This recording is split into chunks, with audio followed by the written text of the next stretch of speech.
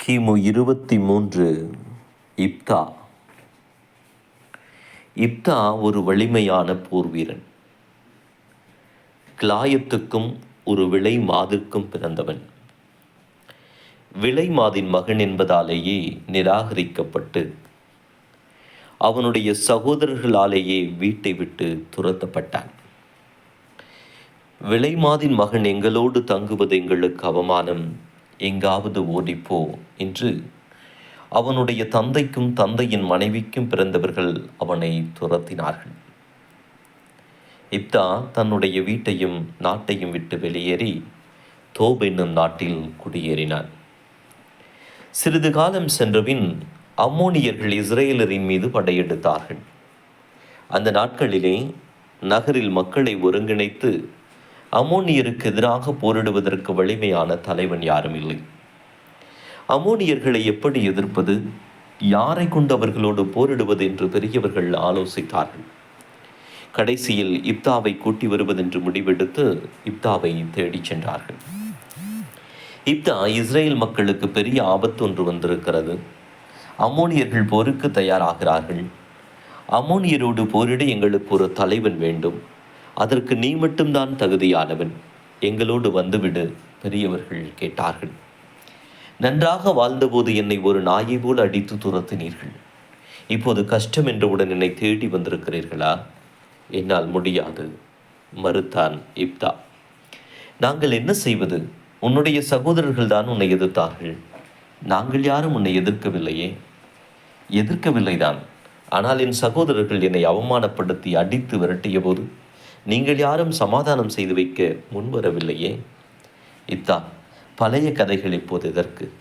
இப்போது நீ வந்தால் உன்னை ஏற்றுக்கொள்வது மட்டுமல்ல, உன்னையே நாங்கள் எங்கள் தலைவனாகவும் அமர்த்துவோம். நீ வந்து எங்களை வழிநடத்த, பெரியவர்கள் மீண்டும் கேட்டார்கள். இல்லை, எனக்கு தலைவனாகும் விருப்பமில்லை. இப்போது நான் மகிழ்ச்சியான வாழ்க்கை வாழ்கிறேன். எனக்கு இந்த வாழ்க்கை போதும், உங்கள் தயவு வேண்டாம். இப்தா, மறுக்காதே. இது நம்முடைய இஸ்ரேல் குலத்துக்கே வந்த சவால். இதை நாம் எதிர்கொண்டே ஆக வேண்டும். நீ வரவில்லை என்றால் நம்முடைய குலமே அழிந்து போய்விடும். அபாயம் இருக்கிறது.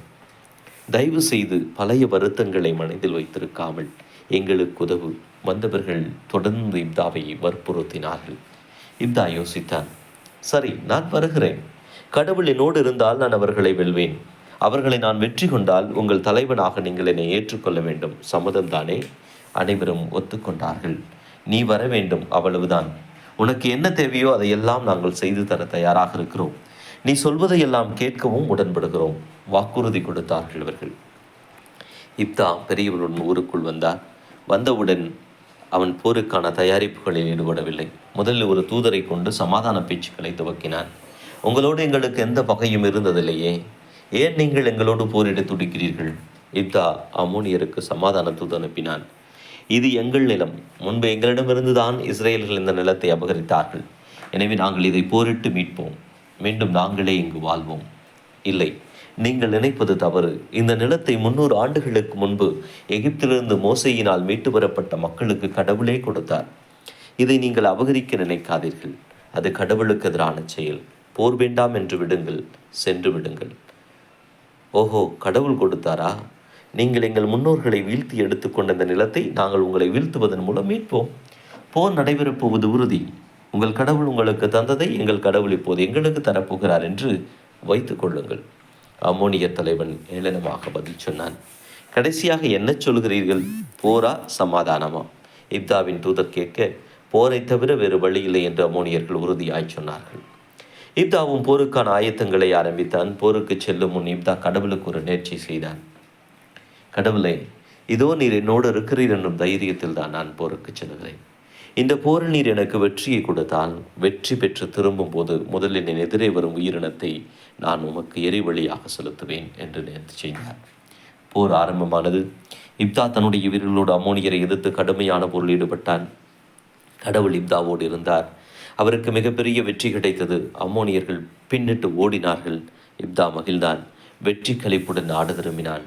முதலில் என் எதிரே வரும் உயிரினத்தை ஆண்டவருக்கு வழியாக செலுத்த வேண்டும் என்ற எண்ணம் அவருக்குள் மறையாமல் இருந்தது. அவர் ஊருக்குள் நுழைந்ததும் மேலதாளத்துடன் ஆடி பாடிக்கொண்டே மிகவும் சந்தோஷமாக அவரை எதிர்கொண்டு வந்த பெண்ணை பார்த்ததும் இப்தா அதிர்ந்தான். அது அவருடைய ஒரே மகள், செல்ல மகள். இப்தாவின் மகள் நேர்ச்சியை பற்றி எதுவும் அறிந்திருக்கவில்லை. அவள் தந்தை வென்ற மகிழ்ச்சியை கொண்டாடி கொண்டே தந்தைக்கு எதிரே மகிழ்ச்சியோடு ஓடி வந்தாள். அப்பா, நீங்கள் வெற்றி பெற்று விட்டீர்கள். எனக்கு இப்போதுதான் போன உயிர் திரும்ப வந்திருக்கிறது. ஆசை மகள் தந்தையை கட்டி பிடித்து முத்தமிட்டாள். இப்தா அழுதார். தன்னுடைய ஆடைகளை கிழித்துவிட்டு கதறி அழுதார். என் ஆசை மகளே, நீ எனக்கு உயிருக்கு உயிரானவள் என்று அவளை அணைத்து கொண்டார். ஏன் அப்பா அழுகிறீர்கள்? நீங்கள் மாபெரும் வெற்றி அல்லவா பெற்றிருக்கிறீர்கள்.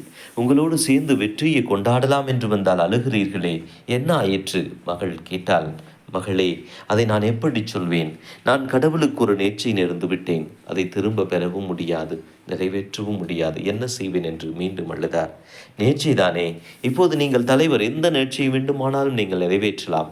அதற்குரிய வசதிகள் உங்களுக்கு கிடைக்கும். மகள் சொன்னாள். மகளே, நீ புரியாமல் பேசுகிறாய். நான் வெற்றியுடன் திரும்பும்போது என் எதிரில் முதலில் வரும் உயிரினத்தை கடவுளுக்கு பலி செலுத்துவதாக நேர்ந்திருந்தேன். நீ என் எதிரே வந்து விட்டாய். இதை நான் சற்றும் எதிர்பார்க்கவில்லை. இப்தா தளர்ந்து போன குதிரையில் சொன்னார்.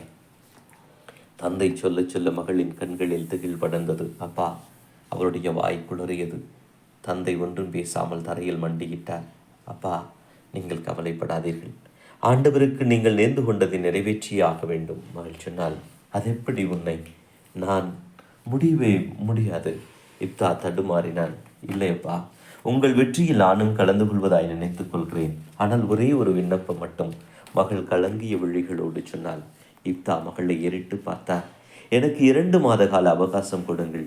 நான் என் தோழியரோடு மலைகளில் சுற்றி திரிந்து என்னுடைய கன்னித்தன்மைக்காக நான் துக்கம் கொண்டாடப் போகிறேன் என்றாள்.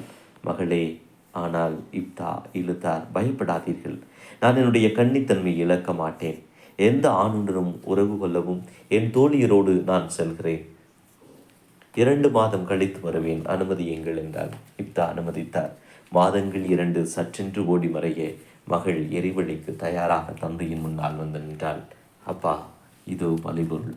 என்னை வழியிட்டு உங்கள் நேர்ச்சியை நிறைவேற்றிக் கொள்ளுங்கள். மகள் சொன்னாள். இப்தா அழுதார். இப்தாவின் மகள் அவரை தேற்றினாள். இறப்பு என்பது எல்லோருக்கும் வருவது தானே. இப்படி ஒரு மரணம் வருவது எனக்கு பெருமைதான். இப்தா கலங்கிய விழிகளோடும் அழுகின்ற இதயத்தோடும் அவளை பலிபீடத்தில் கிடத்தி 2 துண்டுகளாக வெட்டி கடவுளுக்கு எரிபடியாக செலுத்தி நேர்ச்சியை நிறைவேற்றி